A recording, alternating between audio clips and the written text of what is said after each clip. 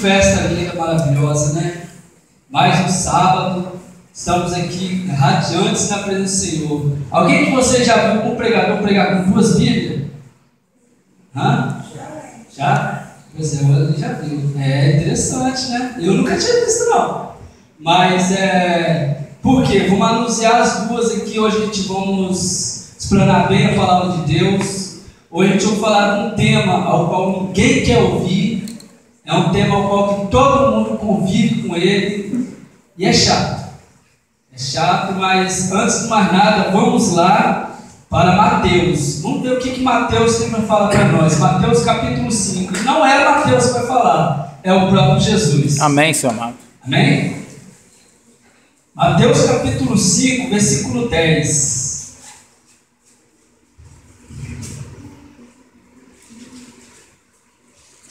Amém ou misericórdia? Amém.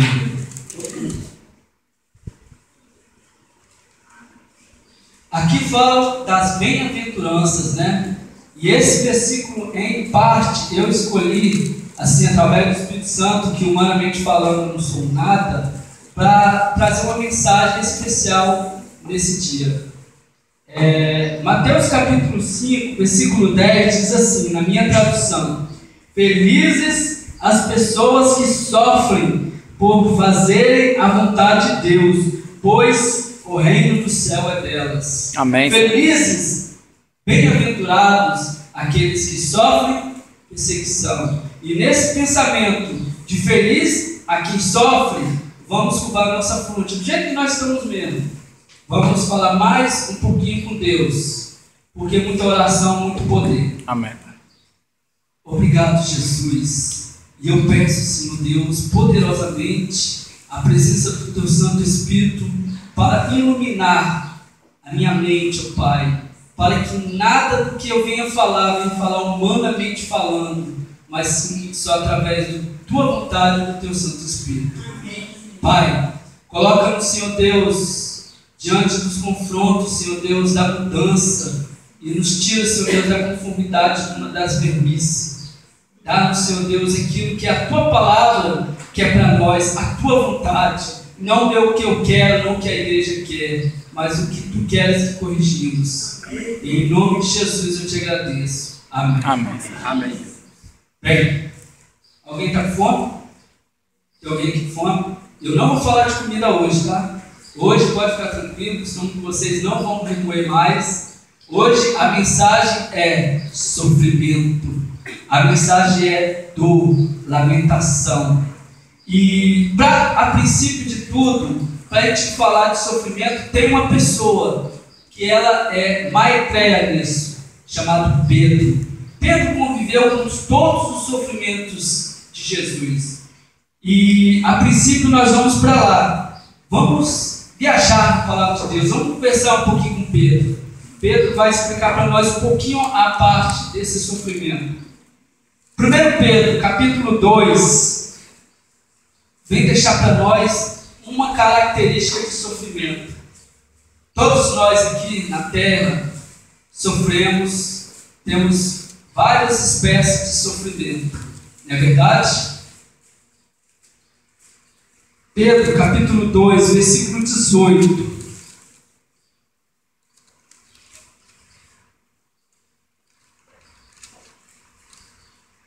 Amém?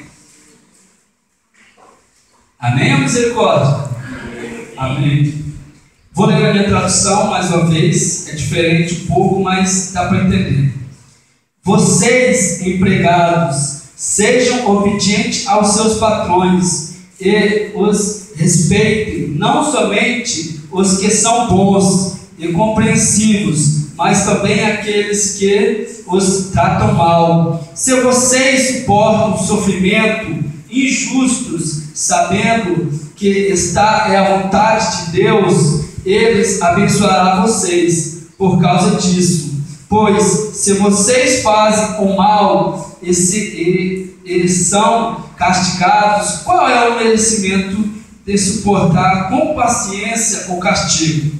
Mas se vocês sofrem por terem feito o bem e suportam esse sofrimento com paciência, Deus os abençoará por causa disso, pois foi para isso que Ele os chamou.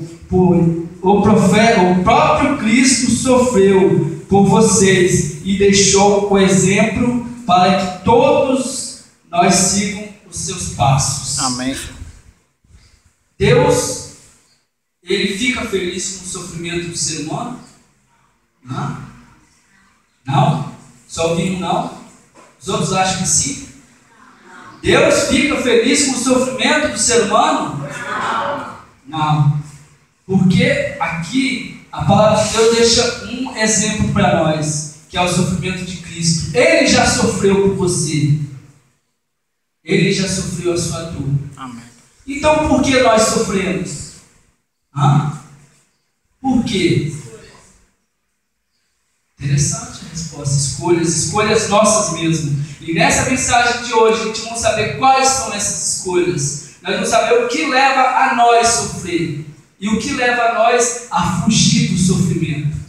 Vamos mais uma vez, Pedro. Vamos continuar na carta de Pedro, que está maravilhosa. Vamos lá para o capítulo 3.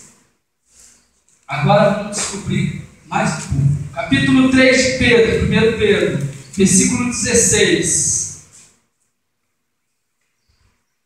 Hoje vamos conhecer mais um pouco a característica do sofrimento da forma que Pedro fala. Amém? Amém, Senhor. Amém, igreja? Amém, Senhor. Amém. Posso ler? Porém, façam isso com educação e respeito. Tenham sempre a consciência limpa, assim quando vocês forem insultados, os que falaram mal da boa conduta de vocês como seguidores de Cristo ficarão envergonhados. Quantos aqui sofrem calúnia? Quantos aqui sofrem perseguição, às vezes no trabalho, na escola, por ser adventista? Por ser diferente. Nós somos diferentes. Somos caluniados. Mas o que aqui a palavra de Deus fala? Sofre com educação. Nunca revida. Nunca você deve discutir com uma pessoa por nenhum assunto que seja. Tem uma frase que fala bem assim. Eu gosto muito que ele fala, o pastor Cláudio Duarte fala assim: dois vizinhos brigando, e um de um lado, de outro, e aquela confusão danada. Chegou um vizinho para o pastor e falou assim: pastor, eu não estou certo? E o irmão ali falou: você está sim, você está certo. Aí veio outro vizinho depois e falou assim: pastor, eu também não estou certo? Eu faço isso que aquele vizinho fez, eu não estou certo. Você está certo. Aí veio a mulher dele e falou assim: ué, você não tem caráter não? Primeiro veio um e falou que você está certo. Agora veio o outro e falou que você está certo. Você não tem nenhuma posição não? De qual lado você fica? Mulher, você também está certo. Somos neutros. Não devemos envolver em problemas alheios. Temos que ficar no nosso canto. Já temos os nossos suficientes. Né? Mais uma vez, vamos lá para o capítulo 4 de 1 Pedro. 1 Pedro capítulo 4, 12 a 19. Agora nós vamos estudar um pouquinho.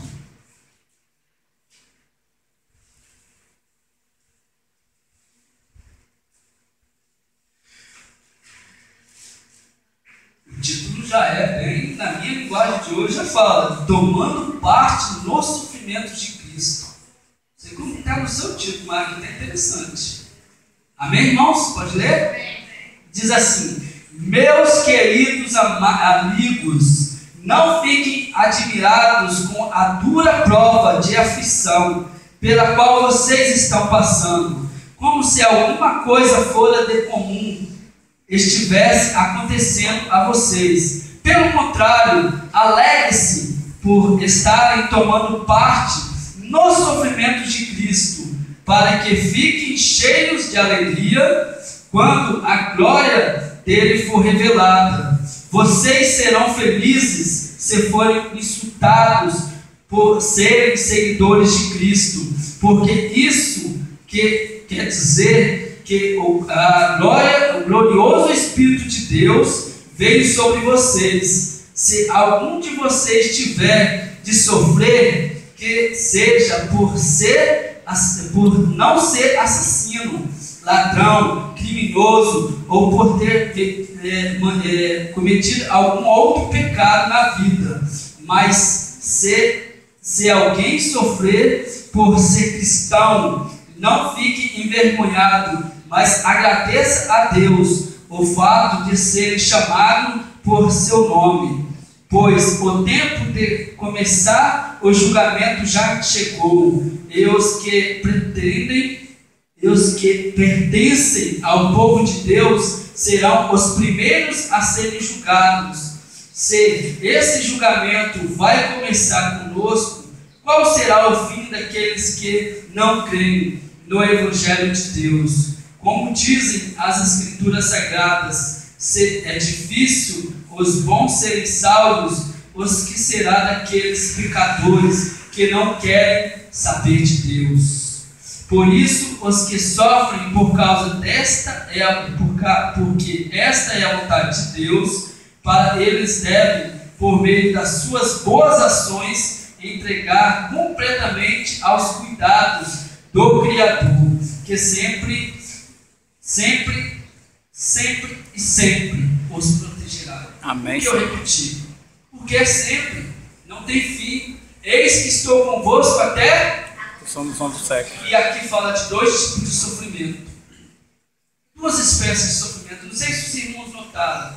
Um sofrimento causado pelo próprio ser humano, e outro sofrimento causado por amor ao Evangelho, o amor a Deus, o amor a ser adventista do sétimo dia, o amor a você não trabalhar no dia do sábado, o amor a você não comer qualquer tipo de carne que não seja que está na palavra de Deus, Levítico 11. O amor por você ser diferente, o amor por você professar uma fé,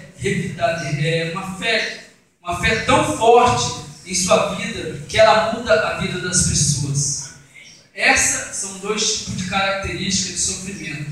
E para falar em sofrimento, nada mais, nada menos, poderíamos citar vários heróis da fé. Poderia falar de Davi, um jovem que preferiu pegar uma pedra e guerrear pelo exército de Cristo e atingir um gigante. Poderíamos falar de Davi. Poderíamos falar de Daniel, outro jovem, também com seus amigos, preferiu a não participar do banquete real, mas sim do banquete celestial. Amém, Pai.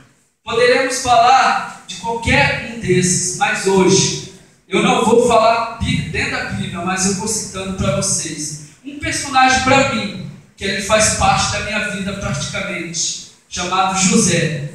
Para alguns né? Muitos têm chamado de José, é chamado de Zé. Eu tenho um tio que chama José da Silva. Eu nunca chamei ele de José, sempre José. E o José, o que ele tem diferente? Um jovem sonhador. Você tem sonhos? É de Deus você sonhar. Nós, seres humanos, nós não vivemos sem sonhos. A vida do ser humano, se não tiver sonho, é uma vida sem sentido, é uma vida que não faz nenhum fundamento viver.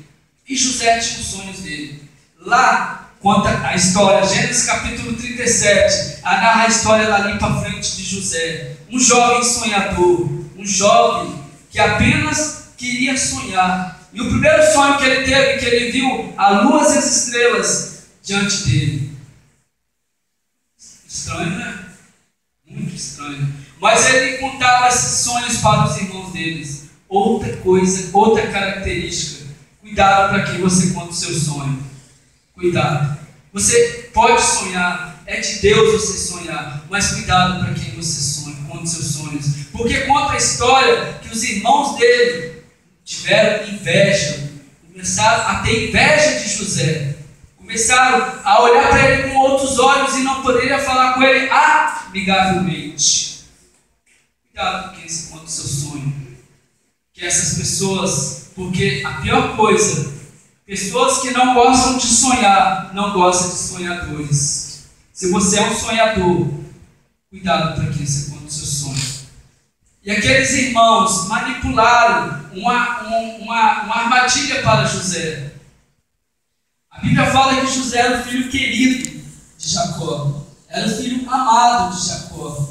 E isso também gerava um ciúme nele, dos irmãos.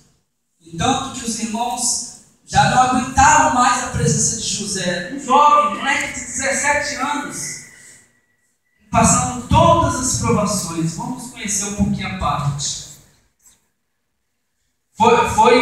Os irmãos reuniram e pegaram José e jogaram ele dentro de um buraco. Aí estão os irmãos ali, vão matar? Não. Vão matar? Não. Vão matar? Outros não. Vão matar? Não. Vão matar ou não? E o Zé lá, imagina o Zé, eu posso imaginar, você também pode imaginar. Vai matar? Não. Eu vou morrer? Não. Eu vou, será que vai acontecer comigo agora? Eu morro ou não vou? Ele deve estar desesperado. Por que ele estava desesperado? A vida dele estava ali sendo decidida pelas pessoas que deveriam proteger ele. A vida dele estava sendo colocada em risco pelas pessoas que eram para estar ao lado dele, os irmãos dele, sangue dele. As pessoas que devem nos proteger são as pessoas ao qual mais nos ferem muitas das vezes. Infelizmente, isso é uma realidade. Quem é seu inimigo não é quem está longe de você, é quem está do seu lado. Quem está perto de você. Quem quer seu mal não é quem está do outro lado, do outro país, não, é quem está do seu lado. Esses são os piores inimigos. Então José ficou ali numa situação muito desconfortável, dentro de um poço, ao qual os irmãos dele estavam decidindo a vida dele. Aí passou os ismaelitas. Aí ele deve ter ouvido, vamos vender para esse grupo de ismaelitas. Vamos vender para eles. E o Zé, não vende não, por favor, eu não quero ser vendido. A Bíblia não fala, mas podemos imaginar, né? Então, o José ficou ali naquela tristeza enorme, naquele sofrimento de poder agora sair da presença do pai dele. Naquele momento, ele era o filho único ainda de Jacó e Rebeca.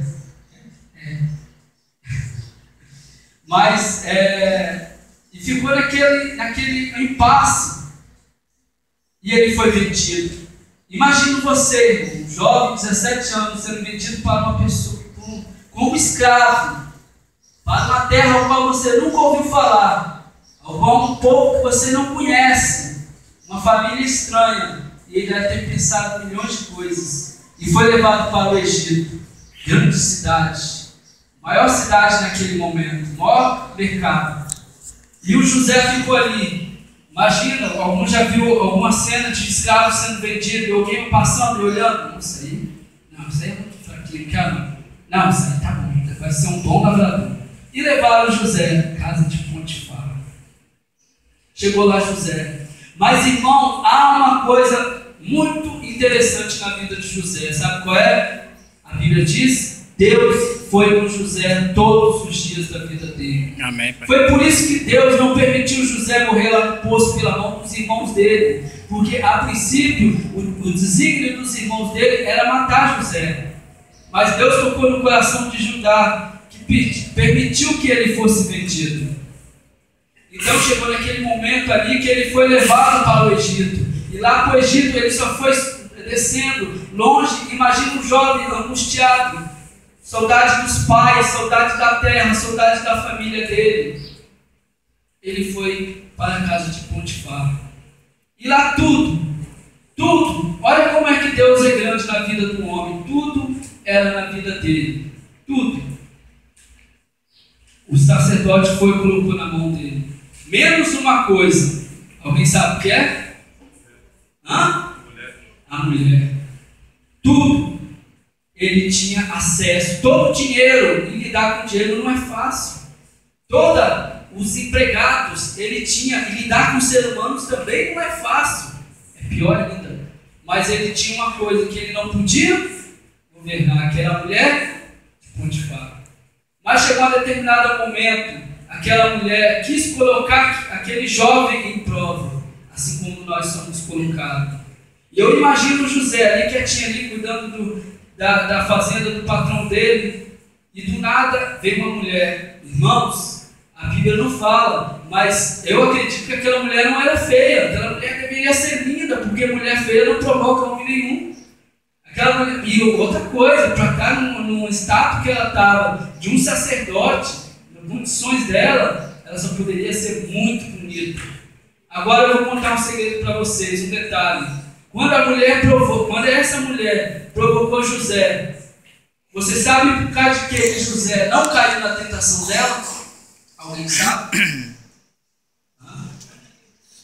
Porque ele não quis. Só isso. Ele não quis, ele preferiu confiar em Deus. Você sabe por causa de quê? Que Davi, ele cobiçou a Betseba, isso, sabe por causa de quê que ele cobiçou ela? E ele coabitou com ela, sabendo que ela é mulher do seu soldado Urias? Você sabe por causa de quê? Porque ele quis. Só isso. Ele quis. Ele trouxe o problema para perto dele. Diferentemente de José, o problema estava do lado dele. O problema estava ali na frente dele. Ele jogou o problema para longe. Ele preferiu escolher. Ele escolheu a Deus. Você sabe por que você está aqui hoje? Porque você quis. Você sabe por que você é adventista do sétimo dia? Porque você quer. Você sabe por que você vai para o céu? Primeiramente a graça de Deus. Porque você está fazendo força e porque você quer. Chama-se livre-arbítrio. Mas José, ele saiu. Olha só um jovem, um moleque, o Zé, pegou naquele momento ali e saiu correndo. Deixou a capa dele para trás, deixou e saiu fora. Outra coisa interessante, a Bíblia não fala que o José se defendeu. Ele poderia muito bem depois ter corrido para bem longe. Ele era um escravo, detalhe. Não vamos esquecer disso. Ele poderia ter falado para o patrão dele, Potifar, e falado assim, ó, essa mulher sua não presta não. Larga ela deu em cima de mim, há muito tempo ela veio fazendo isso, e se ela faz comigo, ela vai fazer qualquer um. Mas ele não se defendeu, ele não chegou e falou do problema dele, ele confiou em Deus. Ele confiou em Deus. Ele sabia que mesmo se ele falasse para o patrão dele não ia acreditar. Que nada, você está mentindo, você quer minha mulher mesmo, você já tem tudo meu, já tem minha fazenda, já tem todo. Mas ele preferiu confiar em Deus. E foi jogado na prisão, foi jogado no cárcere. Chegou lá, quem estava com ele? Quem estava com ele? Era Moisés? Não, irmãos, era Deus. Ele chegou lá e ele começou a comandar os outros presos. Imagina, ele chegou a ser carcereiro de preso a carcereiro de preso. Olha só que interessante. Deus, ele era muito grande na vida de José. Pois lá atrás fala que Deus mandou José na frente para preparar o caminho para o povo de Israel.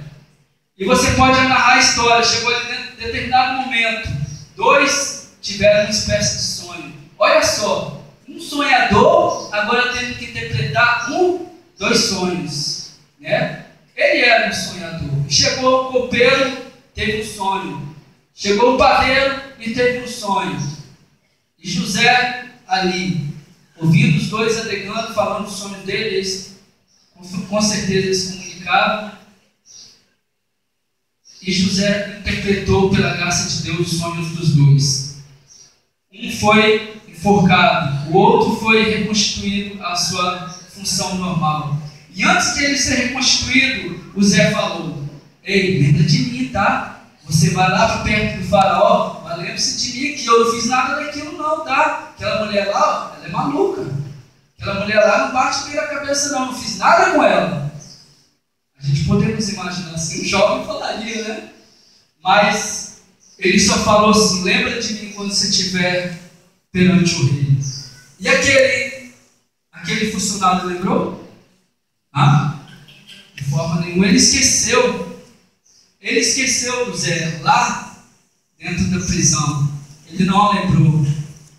Mas foi passando o tempo, e quando Deus tem algo na sua vida, irmão, quando Deus tem coisa para realizar na sua vida, vai se realizar. Amém, Senhor. Vai se realizar. Pode passar o tempo que for, porque Deus é contigo. Se você tem sonho, sonha mesmo. Sonha à vontade, mas só não tem aquele tipo de sonho fora do comum, né?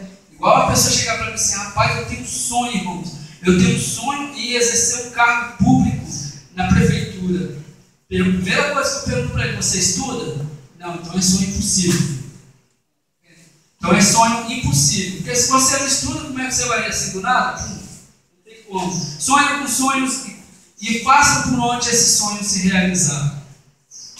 Mas em determinado momento, Olha só como é que Deus faz as coisas.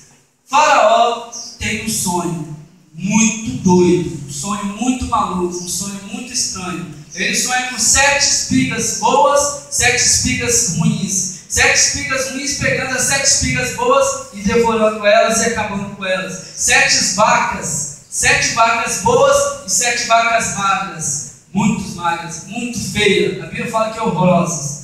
A mente humana às vezes não é capaz de imaginar, mas imagina um pouco. Vai no sertão para você ver aquelas vaquinhas magrinha, sem água, sem capim para comer. Pois é, pior ainda. E aquelas 7 vacas magras, feias, horríveis, horrorosas, elas estavam comendo as 7 vacas boas, bonitas, formosas.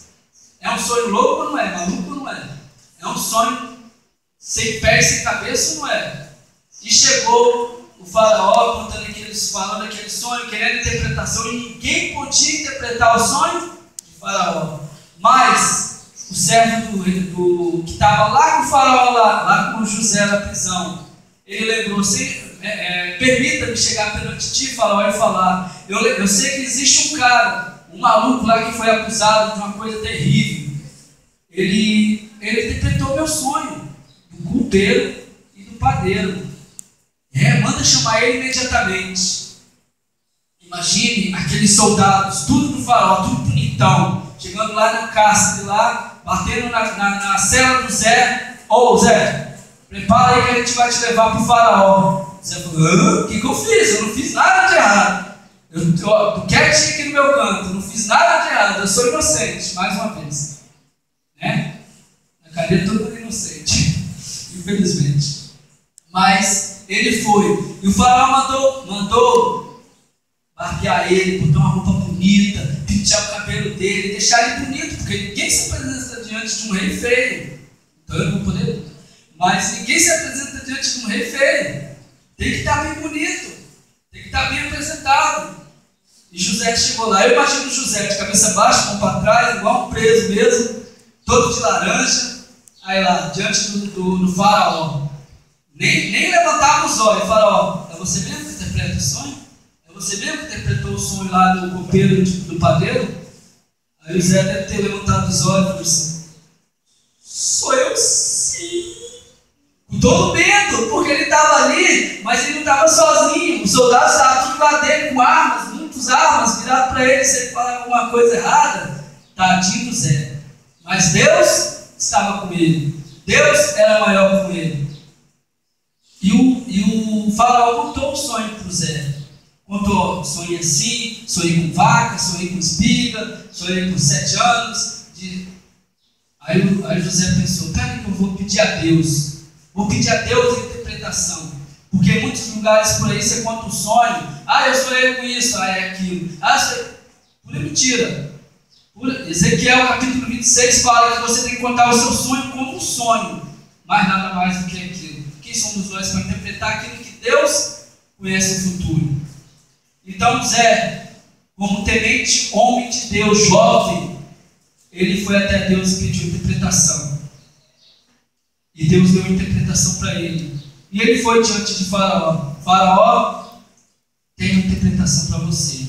7 espigas feias, 7 espigas horrorosas, alimentando-se, estragando as 7 espigas novas. Quer dizer 7 anos de fartura. Não, 7 anos de fome.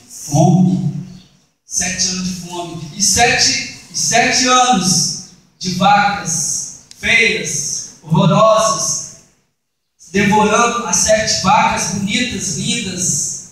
São 7 anos também de fome. As 7 vacas bonitas são 7 anos de bonança, são 7 anos de muita fartura. 7 espigas feias, bonitas, são 7 anos de muito alimento, muito cereal, muitas coisas boas para se alimentar. E Faraó pensou, mas olha só como que Deus estava na vida do Zé, irmão. O Zé, ele foi usado. Ele chegou para Faraó e falou assim, Faraó, eu vos aconselho a pegar um homem, um sábio dentro do povo de vocês, escolher para ser governador, para para saber durante 7 anos bons, escolher esses 7 anos e guardar bastante fatura para os 7 anos ruins que vai vir. Ele poderia ter feito assim, eu não sei, apontando para ele, tanto que na hora que ele falou, opa, eu captei a sua mensagem. É você a pessoa, eu quero você. Se você foi capaz de interpretar o meu sonho, você também será capaz de governar o meu reino. Agora, nesse momento, o Zé não é mais um carcereiro, não é mais um preso, não é mais apenas um empregado escravo. Agora o Zé é governador do Egito. Agora o Zé, ele é o segundo abaixo de Faraó, não o segundo abaixo de Potifar. Uma lição que eu deixo para nós. O Zé poderia muito bem, naquele momento, agora eu vou mostrar para aquele camarada lá que eu estava certo. Vou lá na casa de Potifar. Com todo o exército, eu sou governador. Isso se chama vingança. E Deus não trabalha através da vingança. Deus não age através da vingança, porque a vingança pertence a Deus. Então, o Zé não pensou por esse lado. O Zé, ele pensou apenas em viver tranquilamente. Mas houve uma coisa muito interessante na vida dele. Passou-se tempo, e mais tempo, e aconteceu. Os irmãos dele chegou diante dele. Não conhecia, porque ele deve estar muito bonito, aquele turbante de quase um faraó. E os irmãos dele chegou ali, e todo mundo que ia ao Egito comprar qualquer coisa tinha que passar por ele, né? Naquele momento, irmãos, os irmãos de José não reconheceram José, mas José reconheceu ele naquele momento. E José, a Bíblia fala que ele ficou chateado, ficou irado, ele foi lá para trás e ficou um tempão sem falar com os irmãos. Isso prova que o José, ele é ser humano também igual nós. Isso prova que ele também é errante, porque houve ira dele também nesse momento. Imagina naquele momento ali, ele viu aquelas pessoas que fez, entre parte, a causa dele ter sofrido todo o sofrimento, né? Toda aquela dificuldade. Ele poderia ter pensado milhões de coisas na mente dele. O que você pensaria se você visse seus acusadores diante de ti e você tivesse uma situação muito melhor que a deles? José ficou ali quietinho, mas ele confiou em Deus. Mais uma vez, ele pensou em Deus. Mas olha só, interessante que a história narra. Ele, naquele mesmo momento, ele falou: vocês são espiões. Você veio à terra do Egito para espiar. Não é que o José queria provar uma coisa para eles, não. É que o José queria provar uma coisa para ele mesmo. Se ele era capaz de perdoar. Você é capaz de perdoar quem um dia te ofendeu? Você é capaz de perdoar quem um dia te humilhou? Quem um dia falou mal de você? Você é capaz, mesmo que essa pessoa não reconheça que ela esteja errada, e venha te pedir perdão? Pois o Zé da história que a gente conheceu muito bem, ele foi capaz. Amém, Senhor. Ele foi capaz de perdoar. Mas ele tinha uma coisa que ele queria para ele. Ele queria conhecer, que ele não conhecia pessoalmente o irmão dele. Ele não sabia de Benjamim. E ele falando para os irmãos dele: vocês são em quantos? Somos em 11, mas um jaz morto. José deve pensar: eu estou morto? Não, estou aqui na frente de você. Vocês tentaram me matar, mas eu não morri não. E o outro mais novo está com o nosso pai, Benjamim. Então tragam esse para cá e prova que vocês não são espiões. Foi Rúben que chegou diante de José e falou: não, Senhor, não podemos fazer isso, porque nosso pai já é muito velho, já muito idoso, já perdemos um irmão. Se fazermos isso, perder outro, o nosso pai há de falecer. Mas José começou e foi lá para trás e fez o quê? Chorou e deixou todos eles presos. Todos eles presos. Todos os irmãos dele presos, até que um decidiu ficar num lugar, até que os outros issem buscar. Agora eu vou perguntar uma coisa para vocês. Os irmãos foram com todo o mantimento ali, voltou para Canaã junto do pai deles. E eles iam voltar? Vocês acham que eles iam voltar? Não, eles não iam. Tanto que eles esperaram o mantimento todo acabar, para pensar em retornar ao Egito. Só assim que eles decidiram voltar para o Egito para novamente estar diante, porque com certeza